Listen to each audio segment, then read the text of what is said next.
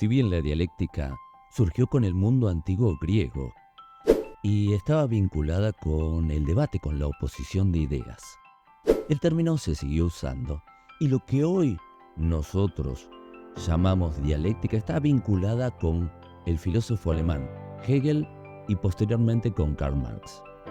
Hegel sostenía que a una idea inicial llamada tesis le surgían problemas y contradicciones, a los cuales llamó antítesis.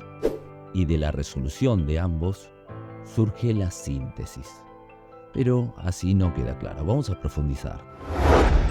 Hegel afirmaba que toda realidad humana, pensamiento, conocimiento, historia, evolución, relaciones de poder, sistemas políticos, surgen en primera instancia de una tesis. Esta provoca una contradicción, denominada antítesis, y finalmente emerge una síntesis, conocida como la superación de dicha contradicción, generando nuevamente otra tesis que perpetúa el proceso. La obra de Hegel se basa en la concepción idealista de una mente universal que a través de la evolución aspira a llegar al más alto límite de autoconciencia y de libertad. Entre las páginas más reconocidas de la fenomenología del espíritu, Hegel utiliza la dialéctica del amo y el esclavo, como una parábola del ser social del hombre. Para el filósofo alemán, el progreso hacia lo absoluto o hacia la autoconciencia, para utilizar sus propias palabras, se basa en esta relación entre el dueño y el sirviente. Para Hegel, la realidad humana se condensa en lo que llamamos historia universal. A su vez, lo que ha marcado esa historia es la relación desigual entre los seres humanos, entre tiranos y tiranizados. De este modo, la dialéctica histórica es la dialéctica del amo y el esclavo. Lo que ha movido la historia es esa contradicción entre unos y otros y ha dado lugar a una desigualdad en la autoconciencia de los seres humanos. Para Hegel, la historia es la historia de las relaciones sociales. Esta se inaugura cuando hay dos deseos humanos enfrentados. Lo que el ser humano desea es ser deseado por otro ser humano. Por lo tanto, según Hegel, lo propio del ser humano es imponerse sobre los demás.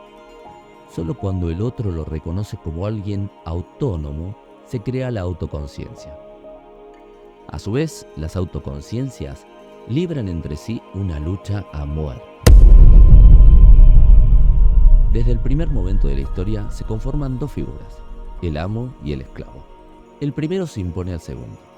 La forma de hacerlo es negándolo, es decir, no reconociendo su deseo. Lo domina anulándolo. La resolución del conflicto surge cuando una de las dos conciencias cede por temor y prefiere ser una conciencia sometida antes que una conciencia muerta.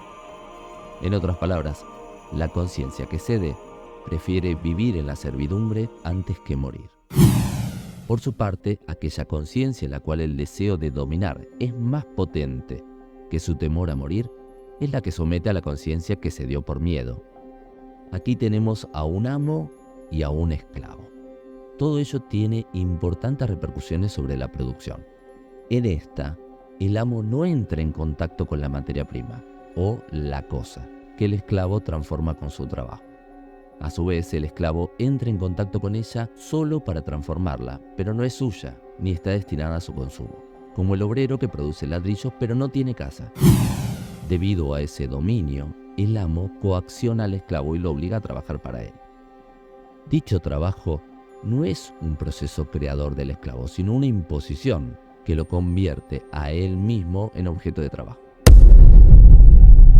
Sin embargo, el amo termina dependiendo del esclavo para su propia supervivencia.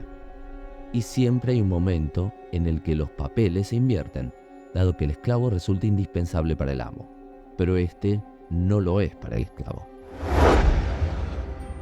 Vamos a simplificarlo para que quede más claro. Dos personas luchan por el reconocimiento. Una cede por miedo a morir y se transforma en esclavo, la ganadora en amo. Este lo obliga a producir al esclavo. Con el paso del tiempo, el esclavo se da cuenta que todos los productos que rodean su mundo fueron hechos por su mano, su creatividad.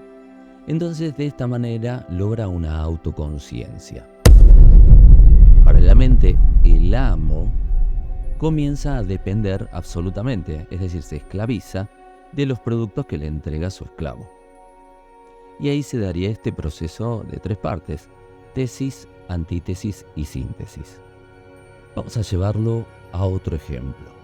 Imaginemos que una fábrica en el 1800 contrata más varones que mujeres y les paga más a ellos que a ellas. Con el paso del tiempo, algunas quejas y manifestaciones logran que se igualen los derechos y que se establezca un cupo. Por ejemplo, que haya un 40% de mujeres por lo menos. Sigue avanzando el tiempo y ese cupo sigue vigente, pero hay cada vez más mujeres y menos hombres en esa fábrica. Entonces se revisa eso y se establece que un 50 y 50 sean hombres y mujeres. Por lo tanto, vimos la tesis, la antítesis y la síntesis. Vamos con otro ejemplo. Hace poco vi una serie en Netflix que se llama Omnisciente, brasilera, que se basaba en que por una serie de hechos delictivos y criminales comienzan a tener drones que los siguen todo el tiempo y que los están filmando, incluso en momentos íntimos. Es decir, no pueden hacer nada que no esté filmado por esos drones. Con esto baja la tasa de criminalidad, pero ya pierden completamente las libertades. Entonces tenemos una tesis, una antítesis, que es este resultado de lo que va surgiendo, y una síntesis. Podríamos imaginar que dicen, bueno, a partir de ahora los drones van a estar nada más que en los lugares públicos, y en los privados cada uno es libre sin ser filmado, ¿no? La idea de Hegel apunta a un crecimiento, digamos, en el conocimiento, en la verdad. 40 años después de la fenomenología del espíritu, Karl Marx analiza con la dialéctica otra situación de la sociedad, que dice que está más basada en la lucha por intereses materiales. Así, en el año 1848 publica el Manifiesto Comunista, en el cual sostiene que el motor de la historia, el que impulsa la historia, es la confrontación entre la lucha de clases. Marx parte de la dialéctica hegeliana, pero no considera, como lo hacía Hegel, que lo fundamental es el espíritu o la idea, sino la materia. Decía, lo ideal no es más que lo material traspuesto y traducido en la cabeza del hombre, y esto es el materialismo dialéctico. Sin embargo, no considera al ser humano como un ser abstracto, sino como el resultado de sus relaciones sociales. Además, el materialismo marxista va más allá de ser una teoría para convertirse en praxis, manifestada en la revolución del proletariado. La praxis, por lo tanto, es anterior a la teoría. Al respecto dijo, los filósofos no han hecho más que interpretar de diversos modos el mundo, pero de lo que se trata es de transformarlo.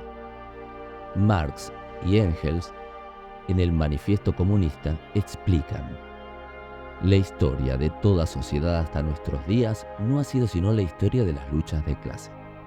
Hombres libres y esclavos, patricios y plebeyos, nobles y siervos, maestros, artesanos y jornaleros. En una palabra, opresores y oprimidos, en lucha constante, mantuvieron una guerra ininterrumpida, ya abierta, ya disimulada. Una guerra que terminó siempre, bien por una transformación revolucionaria de la sociedad, bien por la destrucción de las dos clases antagónicas. La dialéctica marxista, si la quisiéramos sintetizar, sería de esta manera. Primero se daría una lucha de clases, la tesis. Luego, la dictadura del proletariado y finalmente la desaparición de las clases sociales y del Estado. Hasta el momento, en los países comunistas nunca se dio esta síntesis que sería la desaparición del Estado, sino todo lo contrario. El Estado en estos lugares, Cuba, Rusia, la Unión Soviética, China, abarcó cada vez más áreas de la vida del ciudadano. Para los comunistas, lo que se refería a Marx era la desaparición del Estado burgués. Para otros, no era así, sino la desaparición del Estado. Así que dejo abierta la polémica, te leo en los comentarios. Buena semana.